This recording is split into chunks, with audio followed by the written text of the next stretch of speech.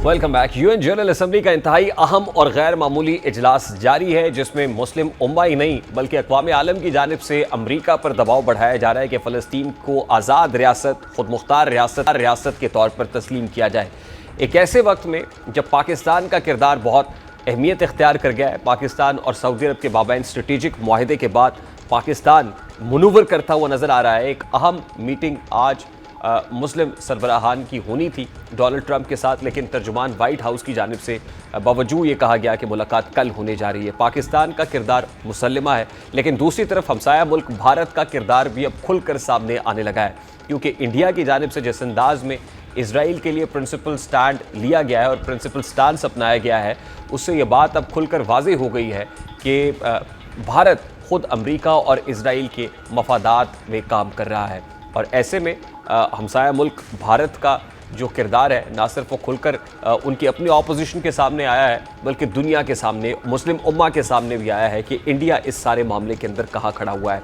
पाकिस्तान के लिए ये सिचुएशन कैपिटलाइज करने के लिए इम्पॉर्टेंट है, या फिर पाकिस्तान को भी नज़र रखनी पड़ेगी इस सारे मामले के ऊपर, किस अंदाज में पाकिस्तान इसको देखेगा और रोल क्या होना चाहिए। इस वक्त senior defence analyst brigadier retired Masood Ahmed Khan साहब ने मुझे ज्वाइन किया। अस्सलाम वालेकुम ब्रिगेडियर साहब, बहुत बहुत शुक्रिया आपके वक्त के लिए। ब्रिगेडियर साहब, इस वक्त ना सिर्फ मुस्लिम उम्मा बल्कि वेस्टर्न कंट्रीज़ भी फ़लस्तीन के हक़ में बात कर रहे हैं और उसको आज़ाद और ख़ुद मुख्तार रियासत तस्लीम करने की बात हो रही है। ऐसे में हमसाया मुल्क भारत जो है, उस नरेंद्र मोदी की जो पॉलिसी है वो बड़ी वाज़ेह हो रही है।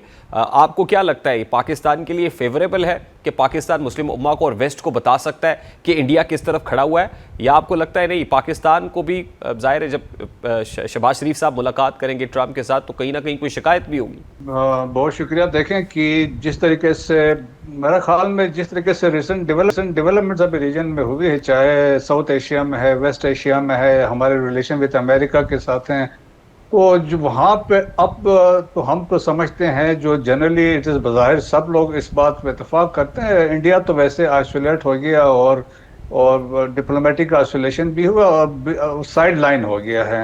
और जिस तरीके से अभी आप देखें ना कि अमेरिका की तरफ से जो स्टेप्स लिए जा रहे हैं, 50% टैरिफ भी हुआ, अभी वो वीज़ा वाला फीस उन्होंने बढ़ा दी हैं, और सिमिलरली कनाडा ने भी स्टेप्स लिए हैं, ऑस्ट्रेलिया ने भी लिए, न्यूजीलैंड ने भी, यूनाइटेड किंगडम ने भी लिए हैं। So India is such difficult है डिस्पाइट ऑल दिस कि इंडिया वैसे अभी कुछ नहीं कर सकता है, नॉट इन ए पोजीशन जिस तरह के हालात डेवलप हो चुके हैं, बल्कि वो तो अपनी अभी सर्वाइवल की वो एक जंग लड़ रहे हैं। और जिस तरीके से अभी कल जयशंकर साहब की मुलाकात हुई है विद मार्को रूबियो के साथ, और अभी भी उनकी बातचीत कोशिश कर रहे हैं डिस्पाइट ऑल यहाँ पे नेगेटिव स्टेटमेंट दे रहे हैं इंडिया के अंदर। उनका जो मीडिया है इंसल्टिंग है टूवर्ड्स प्रेसिडेंट ट्रंप, लेकिन इसके बावजूद अब उनका कॉमर्स मिनिस्टर ही suppose to visit next week Washington जा रहे हैं, स्टिल वो कोशिश कर रहे हैं कोई चीज़ एड्रेस हो। तो लेकिन ये डिस्पाइट ऑल दिस उनके जो अपोजिशन है पाकिस्तान के लेवल पे है, इंटरनेशनल लेवल पे हैं, तो मेरे ख्याल में कोई काम उनको आना नहीं है। बट ब्रिगेडियर साहब, despite all they are standing by the side of Israel and America. जी हाँ, देखिए उसमें तो ये फंस गए हैं ना, तो हम इसीलिए कहते हैं कि Modi ji is expose, that's why कि Muslim countries they have realize, specially Gulf countries ने, स्पेशली जब ये रिसेंट डेवलपमेंट हुई और जिस तरीके से वो जफियाँ डाल रहे थे नेतन्याहू को और जिस तरह के स्टेटमेंट्स उन्होंने दिए थे, तो देन दे हैव रियलाइज। और स्पेशली देखें कि कतर में क्या हुआ, कतर में इन्होंने 8 के करीब इनके नेवल ऑफिसर्स पकड़े गए थे for spying to Israel, Mossad के लिए काम कर रहे थे। सिमिलरली देखिए 47 बिलियन डॉलर्स की ट्रेड है between Saudi Arab and India. अब तो वो जिस तरीके से अब तो उन्होंने भी रियलाइज किया, सो देयरफॉर वी राइटली से कि मोदी जी वो शुक्रिया अदा करना चाहें, क्योंकि उन्होंने इंडिया को एक्सपोज कर दिया before in front of this Arab countries, GCC countries. और देखिए ऑलमोस्ट 1 करोड़ के करीब तो लोग इंडियंस वो गल्फ कंट्रीज में हैं, वहाँ पे जो रेमिटेंसेस भेज रहे हैं सारा कुछ है, लेकिन अब रियलाइजेशन अभी आ रही है, और specially with this agreement between Pakistan and Saudi Arabia, तो वहाँ पे तो वो एक किस्म का कोहराम वैसे मचा हुआ है। Although it was a defensive agreement है बिटवीन 2 सॉवरेन स्टेट्स हैं, लेकिन इस तरह लेकिन एक्सपोज हो गए हैं मुसलमानों के सामने, ये एक्सपोज हो गए, इनके अजाइम का पता चला। देखें ना कि सही कहानी वही है, इजरायली ग्रेटर इसराइल की बात कर रहे हैं, ये अखंड भारत की बात कर रहे हैं, जिस तरह कंसेप्ट था नाजी जर्मनी का था, लेबनसरम वाला कंसेप्ट था, तो इसमें से लेकिन एक्सपोज हुए हैं with this agreement between Pakistan और सऊदी अरब में। आप इसराइल ने भी लाइन ड्रा करनी होगी और इंडिया ने भी लाइन ड्रा करनी होगी कि वेयर दे स्टैंड। और इवन आप इंडियन जो थिंक टैंक्स भी, जो उनका भी मानना है कि इंडिया के लिए बहुत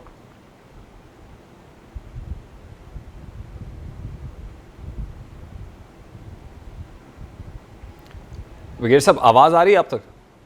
जी आ रही, आ रही। सर डिप्लोमेटिकली तो मामला ठीक चल रहे थे ना, यूएस के साथ पाकिस्तान का भी हालात बेहतर हुए और फिर डोनाल्ड ट्रंप के स्टेटमेंट्स पाकिस्तान के हक में देखने को मिले, इंडिया के ऊपर टैरिफ भी जैसे आपने जिक्र किया इम्पोज हुआ।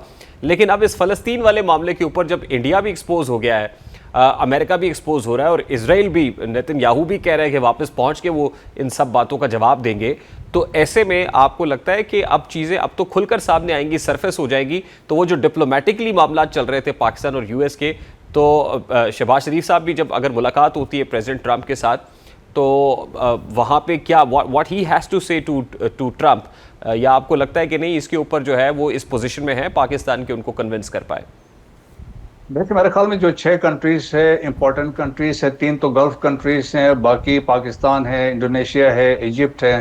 तो वहाँ पे यकीनन लाइकली सुना यही है कि अभी जो बात आ रही है कि प्रपोजल ट्रम्प ने कोई देना है। और इन द मीन टाइम हमने देखा कि हमास ने भी अपना एक प्रपोजल फॉरवर्ड किया है, तो थ्रू स्टीव विटकॉफ के जरिए अमेरिकन प्रेसिडेंट को पेश किया गया है। तो इसमें यकीनन डिस्कशन होगी। देखें मुस्लिम उम्मा का और स्पेशली ये जो मुस्लिम कंट्रीज है उनके सीरियस कंसर्न है। और रिसेंट डेवलपमेंट जिस तरह हुई है, देखें जिस तरह कनाडा ने भी रिकग्नाइज कर दिया, फ्रांस ने भी कर दिया है, इसके बाद पुर्तगाल ने भी कर दिया है और बहुत सारे ममालिक कर रहे हैं। तो जो वेस्टर्न कंट्रीज नहीं थे, स्पेशली यूरोपियन यूनियन से, अब वहां से ये एक स्टार्ट हुआ है। सो मैसेज एक तो बड़ा क्लियर है। इवन जनरल असेंबली की जो पीछे आपने देखी होगी जिसमें वोटिंग हुई तो उसमें 142 ने वोट किया था, सवाए देवर 12 इन अपोजिशन थे, तो वो भी एक प्लस पॉइंट था। फिर रिसेंटली जो हमने ये भी डेवलपमेंट देखी कि फ्रांस और सऊदी अरब ने जो एक सिटिंग करवाई थी अगेन ऑन गजा की सूरत हाल पे, तो वो भी उसमें मेरे ख्याल में किस्म के पॉजिटिव इसमें है। तो वैसे सारा वेट जो है responsibility no rest with President Trump United States, he is the one man जो ये करा सकता है। और वरना ये होगा कि आहिस्ता आहिस्ता मुश्किलात बढ़ सकती है। अब डिपेंड करता है स्पेशली गल्फ कंट्रीज के लिए वेयर दे स्टैंड। देखें कि उनका इम्पैक्ट तो सारा इनिशियल उन्हीं पर पड़ रहा है।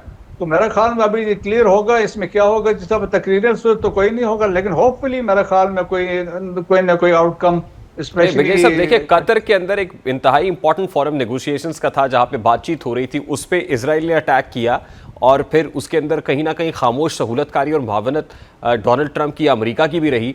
इस सब को देख के तो बड़ा विजिबल है कि वो नहीं चाहते कि फ़लस्तीन को आज़ाद और खुद मुख्तार रियासत के तौर पर तस्लीम किया जाए। जी ब्रिगेडियर साहब, आवाज़ आ रही है?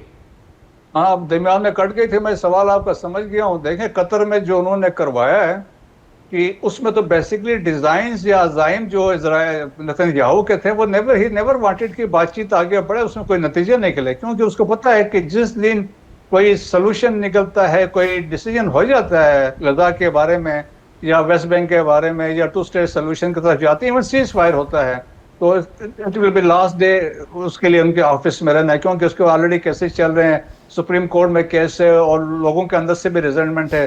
दैट्स वाई ये स्ट्राइक्स उसने बाय डिजाइन की थी। ऑल्दो अभी जिस तरह आपने बात इशारा किया है, देखे टाइम्स ऑफ इजराइल में भी ये लिखा है उन्होंने कि देयर वाज जो गैप था बिटवीन 50 मिनट्स पहले उन्होंने बता दिया था यूनाइटेड स्टेट्स को कि हम स्ट्राइक्स करने वाले हैं, लेकिन कंफर्मेशन नहीं है। लेकिन जिस तरह है कि जब उनकी टेलीफोनिक गुफ्तगू हुई बिटवीन ट्रंप एंड नेतन्याहू, तो वहां भी ये बता रहे थे कि वहाँ ट्रंप ने उनको काफी उस हिसाब से पॉइंट से क्लास ली है।